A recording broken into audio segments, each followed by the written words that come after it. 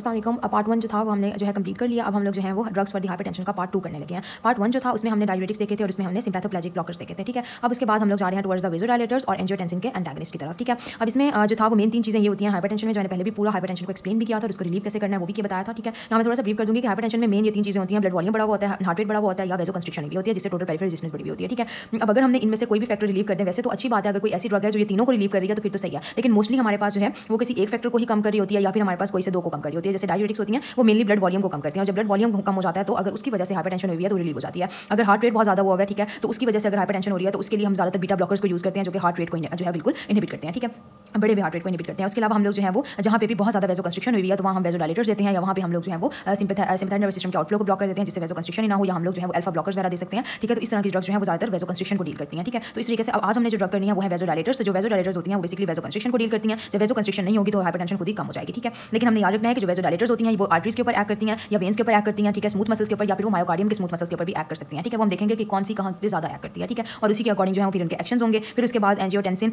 के एंटागनिस्ट है, हमें पता है कि एंजियोटेंसिन 2 जो होता है उसका हमेशा यही काम होता है कि वो हाइपरटेंशन ही करवाता है बॉडी में, ठीक है। सोल्ट वाटर की रिटेंशन वगैरह करवा के एल्डोस्टेरोन को बढ़ा के वो हमेशा बॉडी में हाइपरटेंशन करवाता है, ठीक है। तो अगर हम उसको भी ब्लॉक कर दें तो ये भी एक तरीका होता है कि आप हाइपरटेंशन को रिलीव कर लें, ठीक है। तो इसको हम अलग देखेंगे, पहले हम वेसोडायलेटर्स देखते हैं। अब वेसोडायलेटर्स में भी हम लोग जो है वो टोटल 4 चीज़ें कर सकते हैं। या तो हम कैल्शियम चैनल्स जो है उनको ब्लॉक कर दें, ठीक है, या हम पोटाशियम चैनल्स जो होते हैं उनको ओपन कर दें, ठीक है, या हम जो है वो नाइट्रिक ऑक्साइड बना दें, ठीक है। आपको पता है बहुत पावरफुल वेसोडायलेटर होता है ये, ठीक है। या फिर हम लोग जो है वो D1 के रिसेप्टर्स जो है उनको भी स्टिमुलेट कर सकते हैं। D1 के रिसेप्टर्स भी वेसोडायलेशन के रिसेप्टर्स होते हैं जो हमने डोपामिन में पढ़े थे, उसके D1 D2 रिसेप्टर्स होते हैं और यहाँ पे भी हम एक ड्रग पढ़ेंगे जो कि D1 के रिसेप्टर्स को जो है वो स्टिमुलेट करती है और वेसोडायलेशन करवाती है। तो ये हमारे पास 4 मैकेनिज्म होते हैं जिनके थ्रू वेसोडायलेशन करवा सकते हैं। इनके अकॉर्डिंग भी क्लासिफिकेशन की जा सकती है, लेकिन हम जो क्लासिफिकेशन यहाँ करेंगे वो बेसिकली उनके रूट के अकॉर्डिंग करेंगे, ठीक है, कि कौन सी ड्रग्स जो है वो सिर्फ ऑरल होती हैं, कौन सी हैं जो कैल्शियम ब्लॉकर्स हैं और कौन सी हैं जिनको हम ऑरल नहीं ले सकते बल्कि सिर्फ हमें पैरेंटल देनी पड़ती है, ठीक है। लेकिन ये वाली क्लासिफिकेशन भी आपको साथ साथ बताती जाऊंगी, फिर उसके बाद हम आगे ये वाला देखेंगे।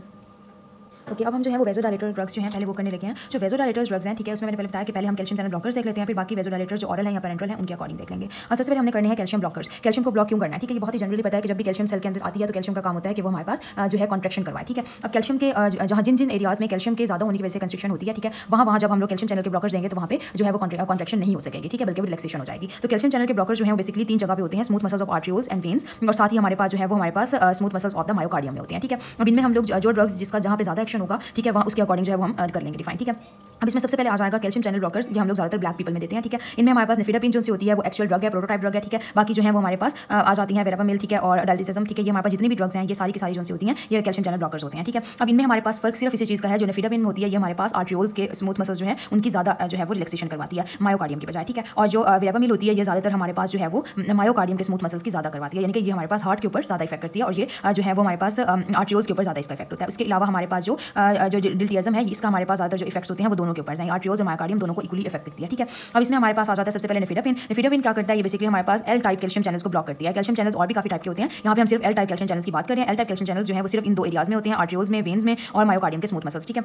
अभी कैल्शियम चैनल का जब इन्फ्लक्स जो है कैल्शियम चैनल ब्लॉक हो गया, उसका इन्फ्लक्स कम हो गया तो उससे क्या होता है कि एक तो आर्टरियोल्स जो है उनकी जब हमारे पास वेसोडायलेशन होगी तो उससे क्या होगा, टोटल पेरिफेरल रेजिस्टेंस ड्रॉप कर जाएगी, जिससे डायसिस्टोलिक ब्लड प्रेशर जो है ड्रॉप कर जाएगा। उसके अलावा अगर वो मायोकार्डियम में कर रही है काम, ठीक है, मायोकार्डियम में कैल्शियम के इन्फ्लक्स को कम कर रही है तो फिर मायोकार्डियम की कॉन्ट्रैक्टिलिटी कम हो जाएगी, जिससे स्ट्रोक वॉल्यूम कार्डिक आउटपुट कम हो जाएगा और वहाँ से सिस्टोलिक ब्लड प्रेशर ड्रॉप कर जाएगा, ठीक है। अब हम देखते हैं कि इनमें से कौन कहाँ ज़्यादा काम करती है। तो जो निफिडापिन है उसका आर्टरियोल्स के ऊपर ज़्यादा एक्शन है, यानी कि हार्ट के ऊपर इसका इतना ज़्यादा एक्शन नहीं है, ठीक है। तो इसलिए हम जो है वो इसका वीक कार्डिक इफेक्ट है, ठीक है, इसलिए हम इसको जो हाइपरटेंशन में भी देते हैं, हम इसको एंजाइना में खास तौर पर वेसोस्पास्टिक एंजाइना जिसको प्रिंस मेटल एंजाइना भी कहते हैं उसके अंदर हम इसको यूज़ करते हैं क्योंकि इसका आर्टरियोल्स के ऊपर ज़्यादा इफेक्ट है, ठीक है। उसके बाद हम जो है इसको ऑरली दे सकते हैं और क्योंकि ये बहुत ही वेल टॉलरेटेड होती है, इतनी ज़्यादा जो है वो स्फीयर किस्म की एंटी हाइपरटेंसिव ड्रग नहीं है, स्ट्रॉन्ग नहीं है ये ज़्यादा, तो इसलिए हम इसको क्रॉनिक भी यूज़ कर सकते हैं, ठीक है, इसको वेल टॉलरेटेड ड्रग कहते हैं। उसके अलावा इसके हमारे पास जो है वो एडवर्स एक्शंस क्या होते हैं, कोई भी ड्रग जो सिर्फ वेसोडायलेशन करवाती है और उसके हार्ट के ऊपर इतने अच्छे इफेक्ट्स नहीं होते तो वेसोडायलेशन की वजह से बैरो रिसेप्टर जो है स्टिमुलेट हो जाता है और उसकी वजह से हमेशा रिफ्लेक्स टैकिकार्डिया हो जाता है, ठीक है। तो ये भी इसके एडवर्स इफेक्ट्स में भी रिफ्लेक्स टैकिकार्डिया आ जाएगा, ठीक है, इसलिए हम कभी भी इनको एरिथमेटिक पेशेंट्स के अंदर नहीं देते। उसके अलावा हमारे पास मायोकार्डियल जो इन्फेक्शन भी करवा सकती है और कॉन्स्टिपेशन जो है वो भी करवा सकती है, ठीक है। तो इस तरीके से हमारे पास एक ड्रग हो गई। अब बाकी हमारे पास ये जो 2 ड्रग्स होती हैं ये इनका हमारे पास जो है वो क्योंकि हार्ट के ऊपर ज़्यादा इफेक्ट है या फिर दोनों के ऊपर इफेक्ट होता है तो इसलिए इनके अंदर जो है वो रिफ्लेक्स टैकिकार्डिया जो है वो नहीं होता, ठीक है।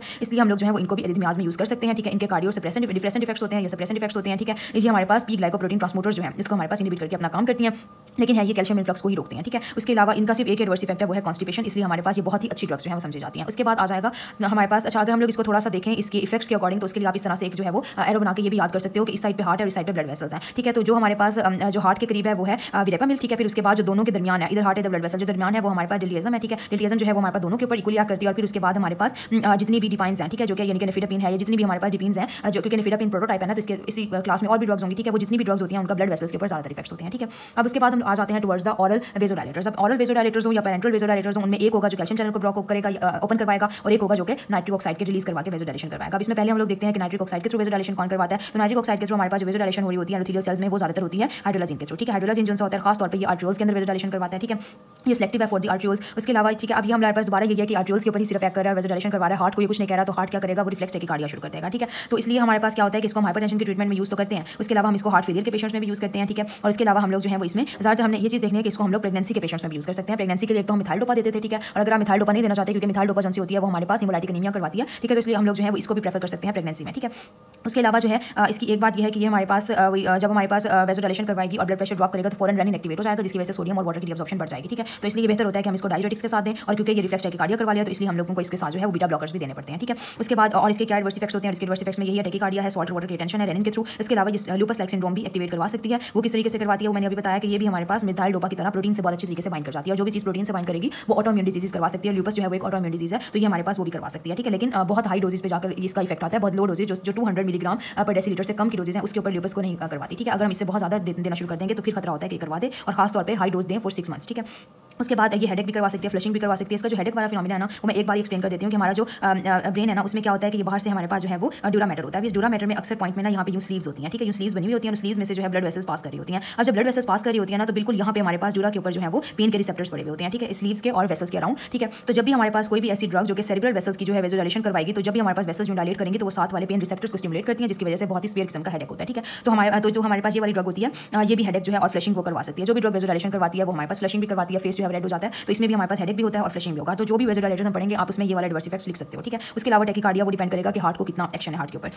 उसके बाद आ जाता है हमारे पास मिनॉक्सिडिल। मिनॉक्सिडिल का तो आपने सुना ही होगा, बहुत ही फेमस ड्रग है ये फॉर द पैटर्न बाल्डनेस, ठीक है। इसमें हम लोग जो है मिनॉक्सिडिल जो है ये भी ज़्यादातर आर्ट्रियोल्स के ऊपर ही अपने इफेक्ट रखती है। अब ये किस तरीके से काम करवाती है, ये बेसिकली ना कैल्शियम चैनल्स को ब्लॉक करवा रही है, ना ये नाइट्रिक ऑक्साइड का जो काम करवा रही है, ये बेसिकली कैल्शियम चैनल को ओपन करवा के जो है वो काम करवा रही है। कैल्शियम चैनल क्या होता है कि ये हमारे पास एक सेल है जिसकी पहले से ही हमारे पास जो है वो कंस्ट्रक्शन हुई हुई है, ठीक है। इसका अब हम लोगों ने क्या करना है, अब ऐसा हमारे पास कोई अगर हम फौरन जो है पोटेशियम चैनल को खोल दें तो जितनी ज़्यादा पोटेशियम बाहर जाएगी, पोटेशियम एक केटाइन है पॉजिटिव आयन है, उतनी अंदर नेगेटिविटी आएगी, और जितना हमारे पास रेस्टिंग मेम्ब्रेन पोटेंशियल नेगेटिव की तरफ जाता है उसको उतना मुश्किल होता है डिपोलराइज करवाना, ठीक है। तो इसलिए हमारे पास एक ऐसा सेल जो जितना ज़्यादा नेगेटिव रेस्टिंग मेम्ब्रेन पोटेंशियल होगा उसका थ्रेशोल्ड उतना ज़्यादा होगा और उतना ज़्यादा मुश्किल होगा उसको हमारे पास एक्शन पोटेंशियल तक ले जाना, ठीक है। तो ये क्या करवाता है, मिनॉक्सिडिल जो होता है ये हमारे पास आर्ट्रियोल्स के स्मूथ मसल्स के सेल्स में जाकर पोटेशियम चैनल्स को ओपन करवा देता है। पोटेशियम चैनल ओपन हो जाते हैं, पोटेशियम ज़्यादा से ज़्यादा बाहर जाना शुरू कर देती है, जिसकी वजह से अंदर जो है रेस्टिंग मेम्ब्रेन पोटेंशियल नेगेटिव हो जाता है और जो सेल है उसमें हाइपरपोलराइजेशन हो जाती है और उसको हमारे पास दोबारा से एक्शन पोटेंशियल की तरफ ले जाना बड़ा मुश्किल हो जाता है, ठीक है।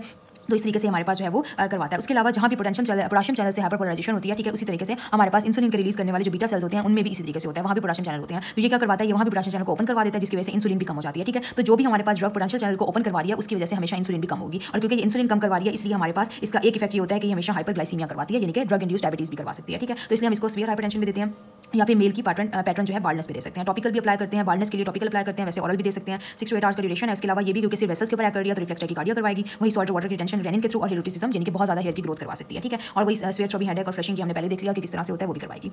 अब हम आ जाते हैं अगली ड्रग्स जो कि वेसोडाइलेटर्स हैं, लेकिन ये हमारे पास सिर्फ पैरेंटल देते हैं, इनको हम ऑरल कभी भी नहीं देते। क्यों, नाइट्रोप्रोसाइड को कभी भी ऑरल नहीं देना, क्योंकि नाइट्रोप्रोसाइड में नाइट्रो पोर्शन जो है वो तो ठीक है, वो तो नाइट्रिक ऑक्साइड बनवाकर वेसोडाइलेशन करवा देगा, लेकिन इसका जो प्रिसाइड पोर्शन है ना वो बेसिकली साइनाइड की जो है वो टॉक्सिसिटी करवाता है। और जब भी साइनाइड की टॉक्सिसिटी होती है, ठीक है, वो किस तरीके से करवाएगा कि हमारे पास साइनाइड जो है वो जीआईटी में एब्जॉर्ब हो जाएगा और जीआईटी के थ्रू ब्लड में चला जाएगा और ब्लड के थ्रू वो कहाँ पे जा सकता है, वो सेल्स में एंटर करके बेसिकली जो इलेक्ट्रॉन ट्रांसपोर्ट चेन में जा सकता है। और इलेक्ट्रॉन ट्रांसपोर्ट चेन का जो फोर्थ वाला कंपोनेंट था, ठीक है, वहाँ हमने पढ़ा था सेकंड ईयर में भी बायोकेमिस्ट्री में कि वहाँ पे जो साइनाइड की पॉइजनिंग हो जाती है, ठीक है, जिसकी वजह से इलेक्ट्रॉन ट्रांसपोर्ट चेन इनहिबिट हो जाएगी। तो ये बेसिकली साइनाइड पॉइजनिंग के थ्रू जो है वो इलेक्ट्रॉन ट्रांसपोर्ट चेन को इनहिबिट करता है अगर हम इसको ऑरली दें, ठीक है। साइनाइड पॉइजनिंग या साइनाइड टॉक्सिसिटी करवाता है, इसलिए कभी भी इसको ऑरल नहीं देना, हमेशा पैरेंटल देना, ताकि ये डायरेक्टली अपने साइट ऑफ एक्शन के ऊपर ही काम करे, ठीक है।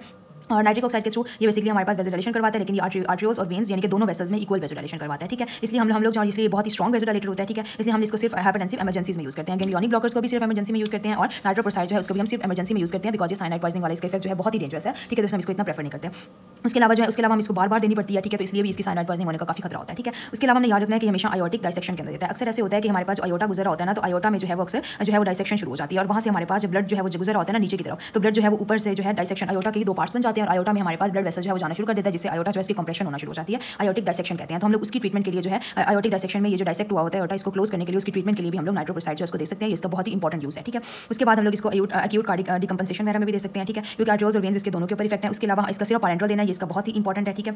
उसके अलावा ये क्या करवाएगा, क्योंकि ये बहुत स्ट्रॉन्ग है, ठीक है, तो इसमें अक्सर ये होता है कि हाइपोटेंशन करवा सकती है। उसके अलावा टैकीकार्डिया करवा सकती है, क्योंकि हार्ट के ऊपर इसके डायरेक्ट कोई इफेक्ट नहीं है, ठीक है। उसके अलावा ये भी उसी तरीके से रेनिन के थ्रू वाटर और सॉल्ट की रिटेंशन करवाती है, ठीक है। और क्योंकि हम इसे बार बार देना पड़ता है तो साइनाइड पॉइजनिंग हो सकती है। साइनाइड पॉइजनिंग को जो है वो क्योंकि खत्म करने के लिए, अवॉइड करने के लिए हम अक्सर जो है वो इसको नाइट्राइट्स के साथ देते हैं। जब हम इसको नाइट्राइट्स के साथ देते हैं या थायोसल्फेट्स के साथ देते हैं तो वो क्या करवाते हैं, वो अच्छा तो ये हमारे पास मेथियोग्लोबिन बना देते हैं। मेथियोग्लोबिन जो है ना बेसिकली उसकी ऑक्सीजन से एफिनिटी बहुत कम होती है और इसलिए हमारे पास ऑक्सीजन की रिलीज जो है वो ज़्यादा हो जाती है और ऑक्सीजन के पॉइंट के ऊपर जो है वो साइनाइड जाकर बाइंड करती है। जब साइनाइड बाइंड कर जाएगी तो ब्लड में नहीं रहेगी, जिसकी वजह से इलेक्ट्रॉन ट्रांसपोर्ट चेन की पॉइजनिंग भी नहीं करवा सकती, ठीक है। उसके बाद अगला आ जाएगी हमारे पास डाइऑक्साइड, ठीक है। डाइऑक्साइड जो होता है ना वो ज़्यादातर हमारे पास स्मूथ मसल के आर्टरियोल्स के ऊपर ही काम कर रहा होता है, ठीक है। और ये भी हमारे पास पोटेशियम चैनल को ही ओपन करेगा, ठीक है। एक हमेशा नाइट्रिक ऑक्साइड वाला होगा और एक हमारे पास पोटेशियम चैनल वाला होगा, ठीक है। अब पोटेशियम चैनल को ओपन करके उसी तरीके से हमारे पास जो है ये हाइपरपोलराइजेशन करवा देता है और उसके थ्रू हमारे पास सेल्स जो है उनकी रिलैक्सेशन हो जाती है, ठीक है। उसके बाद इसका भी जो भी हमारे पास पोटेशियम चैनल को करता है ओपन, वो हमेशा इंसुलिन की सेक्रेशन को कम करेगा। इसकी वजह से इसको भी हम लोग ये भी हमारे पास क्या करता है, ये भी हाइपरग्लाइसीमिया करवा सकता है, ठीक है। और हम लोग इसको हाइपोग्लाइसीमिया के अंदर जो है वो यानी कि इंसुलिन सेक्रेटिंग अगर किसी को ट्यूमर्स हैं जिसकी वजह से इंसुलिनोमा भी कहते हैं जिनको, ठीक है, इंसुलिन बहुत ज़्यादा हुई है तो उसकी ट्रीटमेंट में भी हम इसको यूज़ कर सकते हैं, ठीक है। और इसको हमेशा जो है वो पेरेंटल देना है, लेकिन अगर इंसुलिनोमा होता है तो उसके लिए हम इसको ऑरल दे सकते हैं। उसके अलावा ये क्या करवाता है, ये सॉल्ट वाटर टेंशन के थ्रू एडिमा भी करवा सकता है और ये क्योंकि ये भी बहुत स्ट्रॉन्ग ड्रग है तो ये भी हमारे पास एक्सेसिव हाइपोटेंशन भी करवा सकती है, ठीक है।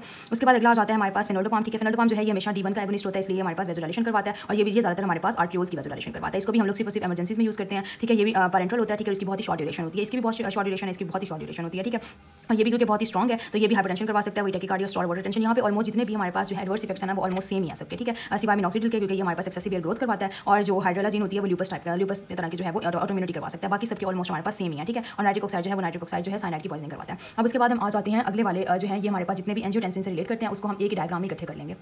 ओके, अब हम लोग जो है वो अगली कर रहे हैं ड्रग्स, ठीक है, जो कि रेनिन के एंटागनिस्ट हैं या फिर एंजियोटेंसिन के खुद ही एंटागनिस्ट हो जाएंगे या फिर इसके रिसेप्टर को जो है वो इनहिबिट कर देंगे, ठीक है। इसमें हमारे पास जो है इसको हम सिंपल इसी डायग्राम से कर लेते हैं, ठीक है। इसमें क्या होता है हमारे पास सबसे पहले जब ब्लड प्रेशर कम होता है, ठीक है, तो एक्स्ट्रामेडुलर अपरेटस के सेल्स जो स्टिमुलेट होते हैं और रेनिन को रिलीज करते हैं। रेनिन क्या करता है कि ये एंजियोटेंसिनोजन जो लीवर से आ रहा होता है, ठीक है, इसने हमारे पास इसको कन्वर्ट करना है एंजियोटेंसिन 1 को। फिर एंजियोटेंसिन 1 जो है उसको एस से एक एंजाइम होता है एंजियोटेंसिन कन्वर्टिंग एंजाइम जो लंग्स से आता है, ठीक है। ये हमारे पास उसको जो है वो एंजियोटेंसिन 2 में कन्वर्ट करता है, एंजियोटेंसिन 1 को एंजियोटेंसिन 2 में कन्वर्ट करता है, ठीक है। एंजियोटेंसिन कन्वर्टिंग एंजाइम का एक और काम भी होता है कि ये हमारे पास ब्रेडिकानिन को इनहिबिट करता है। जब ब्रेडिकानिन खुद क्या है, वेजोडाइलेटर है, तो आप जब इसको इनहिबिट करेंगे, ठीक है, जब एंजियोटेंसिन कन्वर्टिंग एंजाइम ब्रेडिकानिन को इनहिबिट करेगा तो वेजोडाइलेशन एक्शन खत्म हो जाएगा, जिससे वेजो कंस्ट्रिक्शन हो जाएगी, ठीक है।